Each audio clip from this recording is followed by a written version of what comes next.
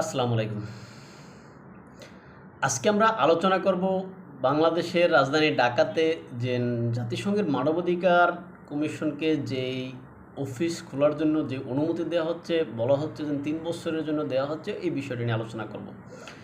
আপনারা জানেন জাতিসংঘের যে মানবাধিকার যে কমিশন নামে যেটা আছে, এই অফিস যেই সমস্ত দেশে করতে দেওয়া হয়, ওই সমস্ত দেশগুলো আসলে শান্তিতে থাকে না। এটা আমরা ইতিপূর্বে বিভিন্ন দেশে দেখেছি। ওই সমস্ত দেশগুলো অস্থিতিশীল অবস্থা সবসময় থাকে। জাতিসংঘ এই মানবাধিকার কমিশন নামে যেই কমিশনের অফিস এখানে ওই সমস্ত দেশে করে, তারা যদি একবার সেই সমস্ত দেশে ঢোকে, ওই সমস্ত দেশ থেকে তাদেরকে বের করা সম্ভব হয় না। আপনারা জানেন যে কোন কোন অবস্থা সৃষ্টি হলে এই মানবাধিকার কমিশন সেখানে যেতে পারে বা যায়।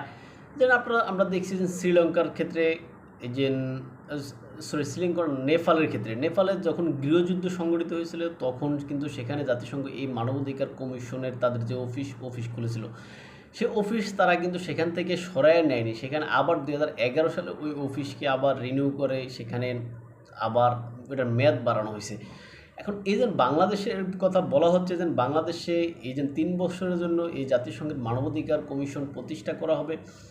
এখন এই কমিশন আসলে 3 বছর পরে যেন এখান থেকে চলে যাবে এরকম ভাবার কারণ নেই। কেননা এই জাতিসংঘ বিভিন্ন ইস্যু দেখিয়ে, বিভিন্ন কারণ দেখিয়ে তারা কিন্তু এই দেশে অবস্থান করবে। সাময়িক সময়ের জন্য তারা দেখাবে যে দেশের ভিতরে আসলে ভালো কিছু করতেছে এই জাতিসংঘের মানবাধিকার কমিশনের অফিস।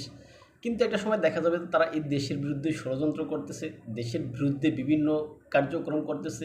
এইটার দ্বারা প্রভাবিত হয়ে আমাদের যে সমস্ত বিদেশি বিনিয়োগগুলো সেগুলা আসা বন্ধ হবে এবং আরও অন্যান্য ঝুঁকি তো রয়েছেই, সেটা হয়তো পরবর্তীতে টের পাওয়া যাবে। কিন্তু আমাদের অন্তর্বর্তীকালীন সরকার, তিনি তো আন্তর্জাতিক মানের খেলোয়াড়। তিনি বিভিন্ন বিশ্ববিদ্যালয় সেমিনারে সেখানে গিয়ে বিভিন্ন বড় বড় কথা বলেন, তার কথা মানুষ মনোমুগ্ধকরভাবে শোনে। কিন্তু তিনি কি এই বিষয়টা বোঝেন না যে জাতিসংঘের মানবাধিকার কমিশনের যেই অফিস, এটা যদি বাংলাদেশে হয় এটা আসলে দেশের জন্য সুখকর নয়। তিনি অবশ্যই জানেন, বোঝেন, কিন্তু তিনি কিছু করতে পারেন না। কারণ কি, তাকে যারা বসাইছে অর্থাৎ পশ্চিমারা তাকে এখানে এই দিন বাংলাদেশের ইন্টেরিয়াম হিসেবে তাকে বসাইছেন বিভিন্ন মেটিকুলাস ডিজাইনের মাধ্যমে, জুলাই মেটিকুলাস ডিজাইনের মাধ্যমে। এখন সেই প্রভুদেরকে তো তার সন্তুষ্ট রাখতে হবে, অর্থাৎ তারা যেটা বলবে সেটাই তো তাকে করতে হবে। এখানে যদি তিনি উল্টাপাল্টা কোনো কথা বলতে চান না, তিনি যদি রাজি না হন যে আমি এখানে এই অফিস করতে দেব না বা অনুমতি দেব না, সেক্ষেত্রে দেখা যাবে যে তার গদি নিয়ে আবারও টান বাজছে, অর্থাৎ সেখানে তিনি টিকতে পারবেন না। তাই প্রভুদের মন রক্ষার্থে, অর্থাৎ পশ্চিমাদের মন রক্ষার্থে আমাদের ইন্টেরিয়াম প্রধান হিসেবে ডক্টর মোহাম্মদ ইউনূস হয়তো এটাই চাচ্ছেন। আর তার চাওয়াতে হয়তো এই যে জাতিসংঘের যে মানবাধিকার কমিশন যেটা বাংলাদেশে হচ্ছে বলে আমি